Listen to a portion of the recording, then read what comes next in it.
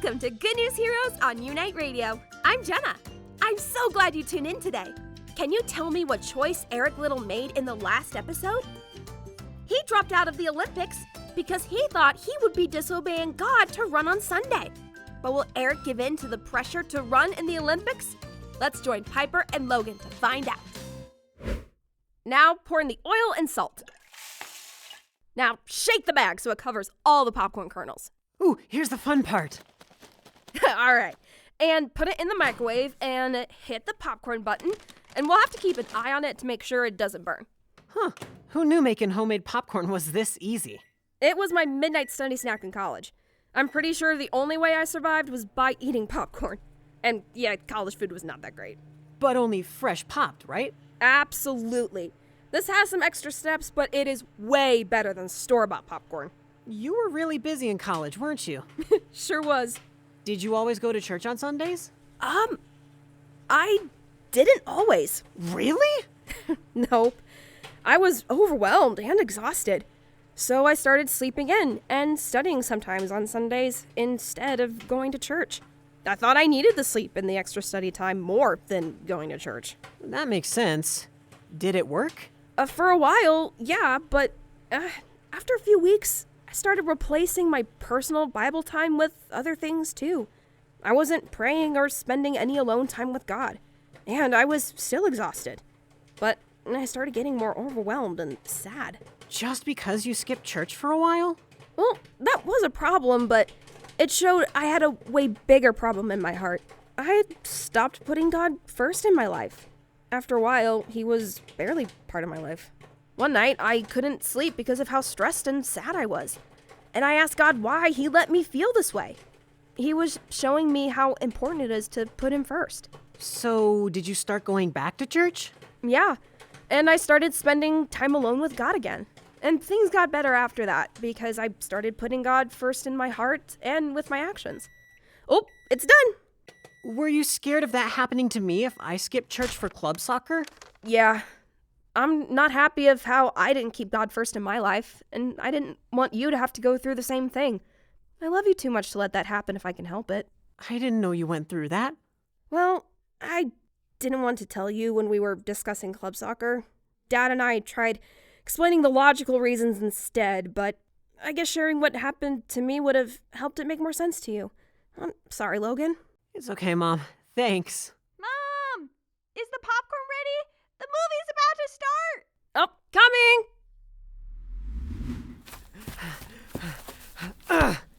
Oh, goal! Yes! Oh, whew. You are good, Logan. Oh, you're not too bad at soccer either. Thanks. But can we take a break? I am tired. You're not too tired to tell us about Eric Liddell, are you? Well, if you give me a second to catch my breath, I can. Oh, good. Logan and I have been talking about it all day. Oh, yeah? Yeah. I think the Olympic people are going to kidnap Eric and make him run. And I told her that they can't kidnap a guy to make him run. That's a crime. Well, Logan's right. They couldn't kidnap Eric. But a lot of people tried to pressure and force Eric to compete. The local newspapers wrote articles saying terrible things about Eric. They called him a traitor and a disappointment to his country. Even the Prince of Wales publicly criticized Eric. The prince? Yikes. The people didn't give up easily, did they? Nope. Eventually, the British Olympic Committee learned that trying to change Eric's mind wouldn't work. But they still wanted Eric to run. So they went to the organizers of the games to see if they were willing to reschedule. But the organizers weren't willing to change the whole schedule for one player. Eric was fine with this. He understood that he had to accept consequences for doing what was right. Soon, the British Olympic Committee found what they hoped would be the perfect solution. Eric! Eric! It's Tom! Open up, Eric! What's going on? The 200 and 400 meters! What? The Olympic 200 meter and 400 meter races. These races aren't on Sunday. Do you want to run them? What? I don't usually run those types of races. I'm a sprinter, not a distance runner. No one would expect me to win them. I know the committee doesn't. Oh, have a little faith in yourself, Eric. You're fast, and we'll adjust our training for it. You can do it, lad. Well, all right. I'll do it. Yes, Eric Liddell is going to the Olympics after all. We're off to Paris for Scotland for the gold. I can't believe it's finally time. Hey lads, good luck. We aren't even in Paris, Douglas. I know, Guy, but if we're gonna beat the Americans, we'd better start wishing for luck now. By the way, Eric, I really admire what you did, dropping out to honor God. That's bravery not many men have nowadays, including myself. I admire it too, Eric. I didn't agree with any of those awful things the press said about you. You are no traitor. Thanks, fellas. I appreciate your support.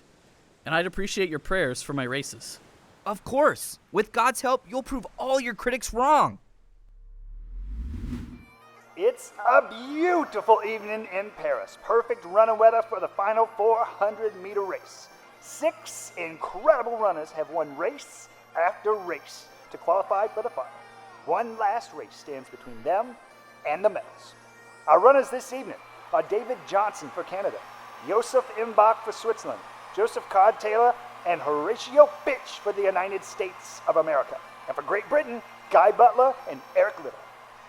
I'm ready. Wait, what's that in your pocket? Oh, I almost forgot. A note was sent to my hotel room. I wanted to read it before the race. Well, what does it say? It says, in the old book, it says, "He that honors me, I will honor. Wishing you the best of success always." Wow, I needed to hear that. It's a good reminder that whatever happens today, I honored God by obeying him, and God honored my obedience by helping me grow closer to him during this time. He is enough for me. Knowing him is even greater than winning the gold. Get ready, ladies and gentlemen. The race is about to begin.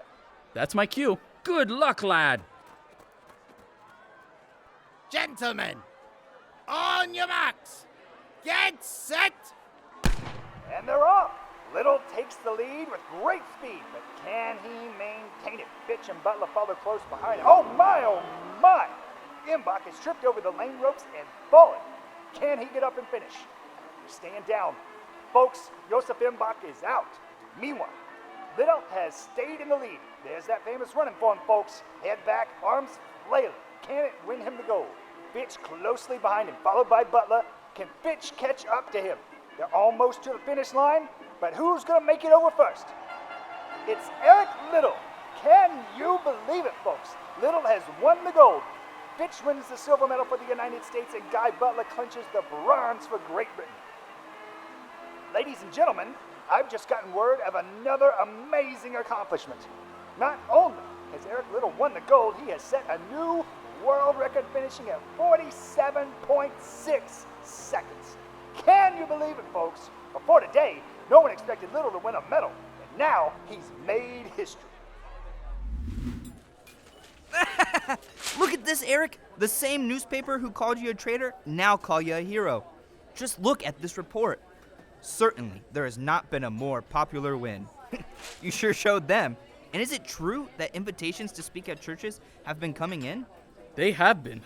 I guess the church I spoke at the Sunday morning I was supposed to run my original races haven't discouraged others from inviting me. Oh, come on, Eric. You're a bit shy, but you're a good speaker. You talk about real things people can relate to. It encourages them to love God too. Well, thank you. I've enjoyed all the chances I've had to teach others about God. And I think God is using it to prepare me for another race. Speech! Speech!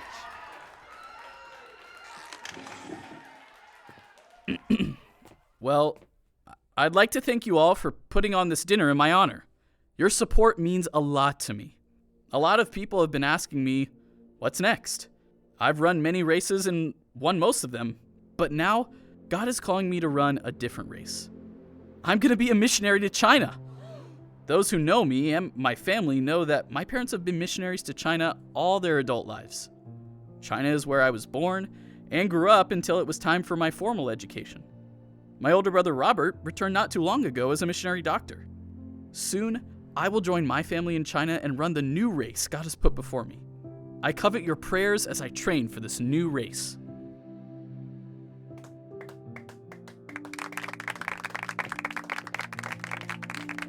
I was wondering when you were going to say that. So you aren't surprised? Eric, no one who knows you will be. But the press, they will certainly be surprised.